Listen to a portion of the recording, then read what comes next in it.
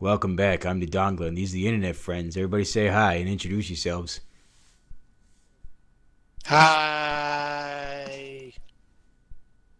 That's all you get. Hi, That's Caden. I'm happy that you guys are That really was necessary. enthused. Yeah. Anyway, I'm sorry. I slightly distracted. got a few It's 100 topics. degrees in Virginia today. It's disgusting, and a bunch of games came out I'm today. sweating so much that I'm wearing a bathing suit, dog. That's insane. Now, we have a few topics that we're going to cover today, and it all has to do with, you guessed it, video games. You know why? Because we play video games. Why? Because, I don't know. Life sucks. Let's talk about video games. First thing I want It gets rid of the crippling depression. to... No, it doesn't. It just enhances it. First thing I wanted to Oh. chat about was all these streamers and their logos. How do you find a way to get a logo that doesn't look like every other streamer? You know, they all look like a really crappy sports team. That's really all it is, to me, at least from what I see. I feel like you're just immediately taking shots at everyone. I mean, Like I anybody am. could decide that you were taking a shot at them with that Good. statement. Good. Let him come I- after I me, would Don. like to say like that I do not agree with his opinion, and that's where I'll leave that. I don't want to get I grouped in with feel that. like I feel like you're the minority here on that opinion, Dogla, because I don't know, like you don't have an idea for what you would like to get, so it confuses me on what you like I mean, because you don't have a style that you do like. okay, so I'll put it this way. Like, the ones that I really, really enjoy that I've seen, like, out there that have to do with the gaming community, I'll be 100% honest. I absolutely love Super Megas. It's simple, and it gets the job done. It's literally red and yellow, and it's just big, blocky cartoon characters. And it fits perfectly for who they are. And then you also have like the guys like the Game Grumps that, you know, they did have Ego Raptor that could draw, so they a little bit easier for them. They had like the cartoon avatars and whatnot, but that's another thing too. The only thing I see as far as like logos is you either have literally avatars that are like super kawaii, or you have the sports like type logo. But Sneezin, I would say Sneezin's the exception. I like your logo honestly the best because it's really intricate. It is smart. It gets right to the point and it stands out because it doesn't look like everybody else's. And that's the thing that goes back to last week's podcast with everybody trying to imitate themselves, play the same games. It's like, where is the creativity? Where is the uniqueness? So I was going to open up the floor to that as far as what you guys think too. Because I mean, I don't know. I guess I'm a little bit of a skeptic or you know, I don't want to sound like a Debbie Downer, but it's just like, where's the creativity? Everybody's copying someone else. It's a copy of a copy. Yeah. People follow trends that are popular though, so they're gonna do the what's popular now, and because they know that's what works. It takes more effort to do your own path than it does to do the mainstream.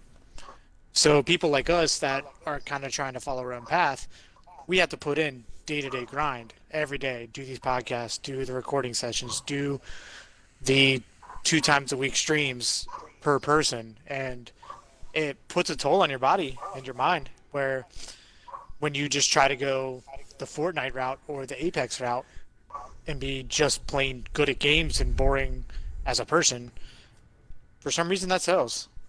I don't know why either. I mean, I know Fortnite is popular. Because they're and playing the popular game. yeah. Well, I mean, listen, I hate to say it. I'm going to be playing a popular game probably this coming weekend because this will probably come out long after, but Animal Crossing dropped today, and we can talk about that next. Animal Crossing dropped today.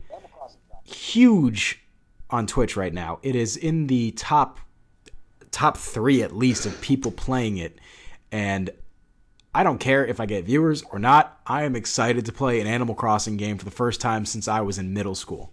You know, that makes me happy. So, you know, I don't know. Well, I think playing popular games, you can get away with it if it's something that you're actually excited for. Like, there are people who stream Apex and Fortnite are big ones that they honestly get wiped. Like, me personally, I get wiped out on Battle Royales. Like, I can play the hell out of them for a while, and then I just get bored of them, and I don't want to play them anymore, which is why I'm playing Doom right now and why I went to Skyrim again for a while. And then there are people who would just continue to grind that out, even though they're not having fun playing it anymore. You know what I mean? I think that's honestly what's more important for streamers or anybody who's making content on YouTube or anything like that is to get across that they're having fun playing the games.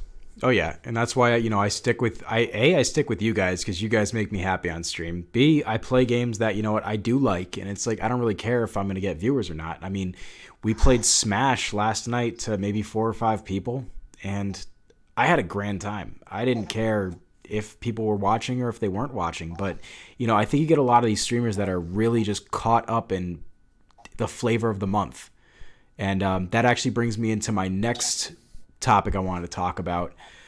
Are game creators getting super lazy? Because all I've seen that's like the big new rage is these battle royale games. I mean, you literally had Call of Duty drop another battle royale, and all of a sudden you have everybody being like, "Oh, this is gonna dethrone Apex, and this is gonna dethrone Fortnite." It's like they're literally copying of a copy of a copy of a copy of a copy that I hate to say it, PUBG started, for the most part. I mean, I'm not sure before PUBG if there were any of these kind of like battle royales or anything. I'm not a gaming historian. I don't play too many retro games like that, but it's literally the next thing. It's like they just take that style and adapt it to their engine and their physics and their mechanics, and all of a sudden it's an overnight success. Like, I don't know if they're lazy or if they're afraid to step out of the box. I just want to point out that you were literally describing video games since its inception. You understand that, right? I know. Originally it was platformers. Platformers were the big thing where you had things like Mario and shit like that where everyone was making platformers, and then it was just a different flavor of platformer with a new mascot. And then from platformers it went to shooters, and then it was just shooters with a different, like, I'm talking about old style shooters, stuff like the original Doom and stuff like that suddenly started getting popular, and everybody's playing that, and everybody's making new versions of that. Then it went to Team v Team, where you have things like Rainbow Six Siege and the original Call of Duties and Battlefield, and all of these other games that are just copying that, and now the new flavor just happens to be Battle Royale. So we're going to continue to see Battle Royales because that just happens to be what's popular right now. But eventually now, a new style game will come out, hopefully open world like when Skyrim came out, with the new Skyrim game that eventually will be released. Maybe that'll take over. But you don't know. It's just whatever people are suddenly decide they want to play. yeah. And that's just the new kind of game that everyone's making. But it's now, not really laziness. It's just, this is the flavor. But now, would you say that the developers view it as a risk to try to stray from that path? Because the indie market is booming. Nintendo is sending out like the indie Nintendo Directs, and there's some good games on there too. I saw the Exit the Gungeon. That looked tight. I liked Enter the Gungeon. I am terrible at those games. I will never play them live because I don't feel like dying half the time on stream. It's like I can't play a Souls game. I'm not good at those. But that was the rage, and that was had a whole bunch of copy of a copy of a copy for a while. They're cheaper to make. Yes, they are, because you don't have to make as much content. Because you're dying. Platformers will always be popular because there's so many platformer games coming out. As far as it goes with the current trend of battle royales, companies are putting them out because that's what's popular. It goes back to popularity, If it's going to make them money, they're going to make it. People are playing it, they're going to make it. Call of Duty is the prime example of repetitive, They know people are going to buy the new game every year, even though it's almost the exact same game. Same with every sports game that has ever been created. But here's the funny thing. They're offering them for free. Apex, free game, in-app purchases. Fortnite, free game. Because they know people will buy stuff in-game. That's the weird thing, too. That's also shifting how things are going as well. Because look at with the Xbox Game Pass. What is the point of buying a game when you can spend X amount on this monthly, 3-month, whatever membership, and you have access to a good amount of games that are pretty quality. We've played a few quality games on there ourselves. But, you're not getting the new AAA titles, but, you wait 3 months, 4 months, 5 months, they're on there. Bleeding Edge is going to be a brand new game in a few weeks, and that's free on the Game Pass, I believe. So that might actually hinder them a little bit. But I think they're going after the team tactics games, too. I didn't get a chance to play that. So Sneezin, you can actually fill everybody in on what that is because I saw that you got to play it. I was unfortunately working during that entire time, but it looked interesting to say the least. I tried watching his stream, and I personally can't get into the third person shooters. That's just my personal taste. Like I'd rather have the first person aspect, but some people love it. I mean, there's a lot of people that loved Gears Online.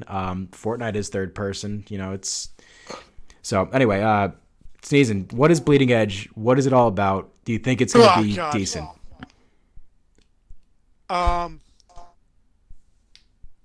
Yes and no. I think it has potential to be a good entryway into a different style of game, but it's very heavily leaned towards team play, kind of like Overwatch. Except the only difference is if there's a full party of 4 that plays together every day, and you're going in by yourself, you have no chance to win.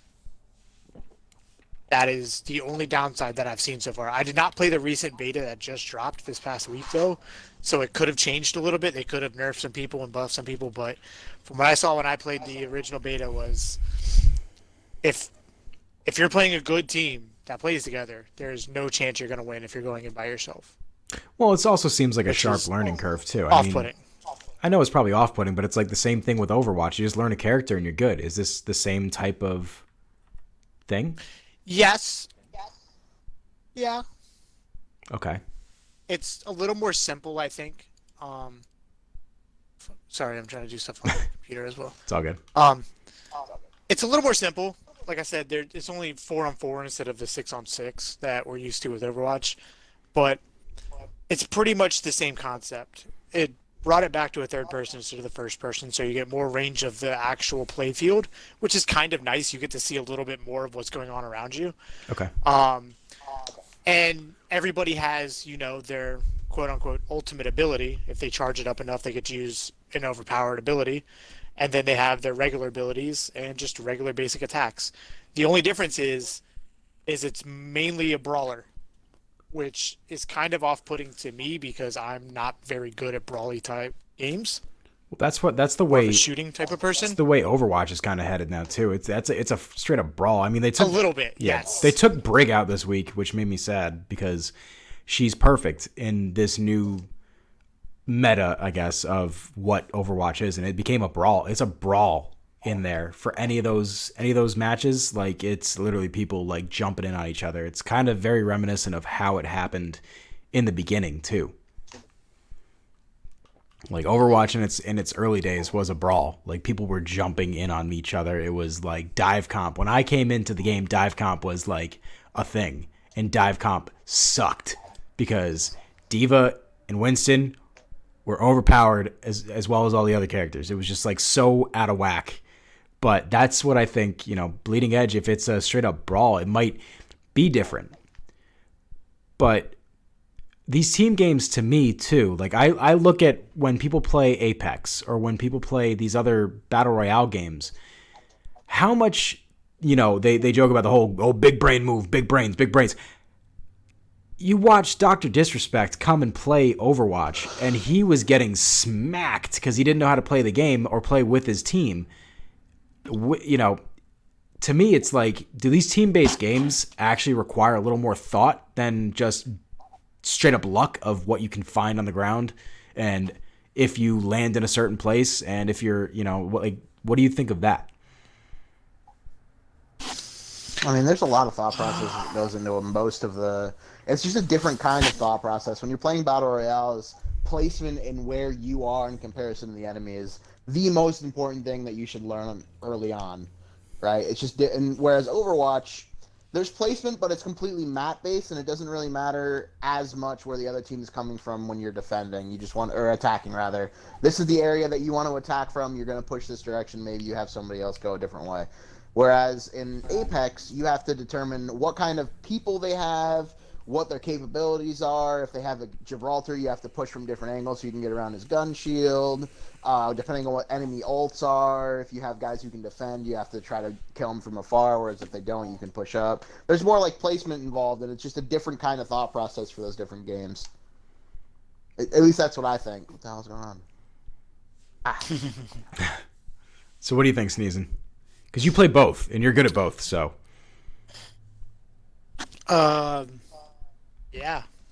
Okay, good. Sorry. Wonderful. Yeah. Yeah. All right, so we'll move into I hope that makes it into there. It is. It will. It will. Don't worry. Every game, any multiplayer game you play has a team element. And the team element comes down to how well you work with each other. Like, you could be the best player at said game, but if you can't work with your team, it's going to fail. Or you could be a mediocre player, like, said, us three, but we excel at a game like Overwatch because we actually play together. And we can beat a very, very good, overpowered Hanzo or overpowered Genji because three of us know how to work together. You don't have to be the best player to be winning games. And I think that's what discourages some people from playing games like Overwatch and other team games because, back in the day when Halo 3 was big, I could go into a Halo 3 game by myself and just wreck the whole house by myself. But that also goes along with picking up the right weapons too, because think about it, in any of the Halo, I played Halo 3. Halo 3, you start with the best weapon in the game. Oh, really? So it kind of okay. So you the start BR with the best weapon in the game, and yeah, if you get good with that gun, you don't really need another gun. Yeah, it's helpful to pick up a rocket launcher or a sniper, but or a shotgun or a sword. You don't need it. So it's like we've kind of gravitated more towards play with other people that you mesh well with, because if you don't, you're probably not going to be winning games. And that's what that's why people like battle royales now, is because it's very team based. Yeah. For the most part. My God, my phone. Anyways. All right, so let's move on to the next topic because we are starting to run out of time. The topic on everybody's mouth right now is this whole social distancing, the isolation, all this quarantine stuff. Did you ever notice that? I mean, I don't think they planned this, but literally, into the first week or so of of the country starting to shut down, Doom Eternal and Animal Crossing came out. It is kind of funny. It is kind of funny. I doubt it's I know. No, I'm not saying that. But are you stoked? Because I'm personally, I even said earlier, I am so excited about Animal Crossing because that's fantastic. I never got into Doom, so I know you two are getting ready to get those shots in or whatever. I watched a little bit of gameplay. It looks fun. Not my type, but looks fun. How's it not? What about it makes it not your type, by the way? Just out of curiosity. I don't know. I've never really been too big into the shooting games, man. I'm more of an RPG guy. I honestly, the only games that I will play that are first person shooters is Apex, because I get to play with you guys, and Overwatch. I like more of the story based stuff. I do like more of the creative style kind of stuff. I don't like the straight up action every so often, but that's just me, personally. So it's kind of it's funny to see the big, I wouldn't say the shift, but the divide on gamers with this. It's you have half the people really excited about Doom, and you have half the gamers really excited about Animal Crossing. But I think it weighs a little more heavily with Doom because Doom is being released cross-platform, and Animal Crossing is just on the Switch. Yeah.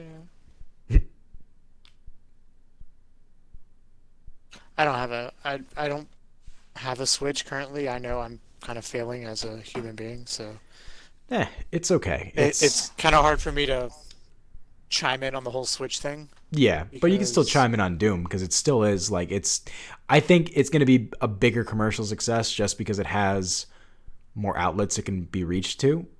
You have I think it's on PC. I think it's on. I don't know if it's on PS4 or Xbox. I know it's on Xbox because Caden's been playing it, but it's a bigger audience that they can go to. And I think Nintendo actually just hits that niche market with their own games, because if you're a Nintendo fan, you're a Nintendo fan. That's just really what it comes down to. Like, you're going to love every Mario they put out. You're going to love every Zelda game they put out, aside from Skyward Sword, because that was a terrible game. You're going to love almost every staple Nintendo game that they put out if you're a Nintendo fan. With Doom, they're hitting the entire spectrum, and it's actually great to see. It's like they haven't I can't remember the last time they released a Doom game. And to see a company and a brand that's been around a few years ago. Really? Yeah, So, not too long. 2016. Doom 2016 was the last Doom game they released. Okay. Yeah, but they've been around since almost let's go back to what we were saying before, a copy of a copy of a copy. You're seeing a brand that is evolving with the times. They started out on PC with 32-bit, not even 32-bit graphics, to where it is now. It's a beautiful thing. And they've built that fan base for it too. Yeah. Doom has always been one of those games, if you started playing games when Doom was on PC, it kind of just brings back a good feel. Because even then, it was just when you're playing Doom as a kid, I remember being way too young to be playing Doom. And just watching it, oh my god, these people are actually exploding in this 2DS world.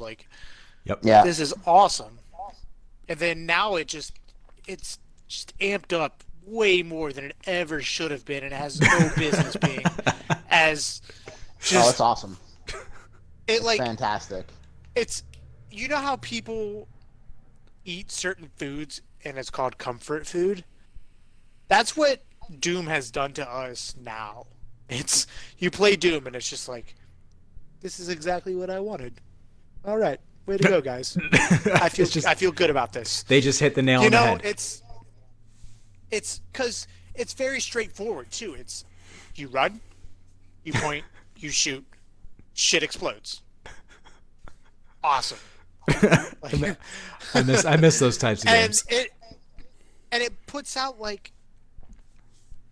to me, I've always been big on boss battles, and Doom has more challenging people to fight and big assholes that come at you for no reason, and you're I'm probably going to spend much longer than I should fighting this guy. And Doom Eternal, when you beat it makes you feel good. Yeah, no, it does. So what were you going to say, Caden? Doom Eternal on its own feels like one giant boss battle, though. And that's what's awesome. Yeah, that's what I love about it. See, I like to see you guys getting so pumped about it. It's a good feeling too for me, because it's this is the reason why we were gaming. This is the reason why we play video games, because we want to play stuff that is fun and exciting. Mm-hmm. All right, so last topic I want to cover before we end the podcast. Good job, very nice, awesome. Bush. One of the things I've been noticing as I'm starting to go more towards a variety stream on the Dongla brand, and the internet friends they stay the same, because we don't mess with that. We don't mess with it. We're good. We have fun. It doesn't matter. But on the Dongla brand, I'm starting to more or less go for that variety, and I can't get over this alarming. I don't even know what the correct term would be for it, but it's I think there's been plenty of people talking about it on YouTube and whatnot, but the difficulties in video games. I remember, and this is the reason why I bring this up. I'm playing through Pokemon right now. I remember when I first got Pokemon, it was unforgiving for the most part. And I wouldn't say I snapped, but the final straw was when my Pokemon got poisoned and I walked around and it didn't die. Do you think that they have dumbed these games down so much that they're either making it easy for everybody, or they're turning away a lot of these hardcore gamers that love a challenge? The Bloodborne, the Dark Souls series hit the nail on the head for the people that love to be, sadistic, masochistic, and just love that challenge. But even these other games, I remember when games were tough. They were tough. And it's you joke about the Nintendo difficulty, where back in the day, it was they made these games so short because it was just hard. It was hard to create, but they were hard as crap because you couldn't beat them in an easy sit down playthrough. So I wanted to get both your input on it. Like, do you think they have dumbed it down substantially? I mean, you say stuff like that, and I kind of look at, like, Dark Souls and what the hell's the other one that they just came out with? Sekiro, and, like, those are all about the challenge, man. Like, that's out there. The challenge is out there if you want it.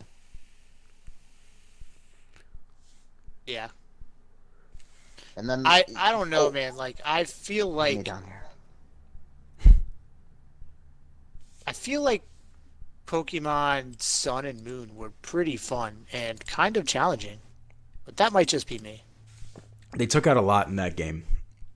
I played it briefly. I remember they took out HMs, and I was like, what? Like, you didn't have an HM slave anymore.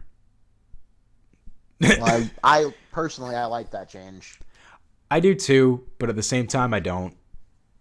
I don't know. I don't know. I like a challenge. It's like, I like these other games that are slowly coming out that offer, you could play this on like expert difficulty and it's tough. Like Skyrim, you can if you play on PC, you can literally mod it out where it's like super intense, super tough. And that's why I think the game has been around for this long, because it does have, it has the content, but it also has the difficulty to it too. If you want it, it's there for you.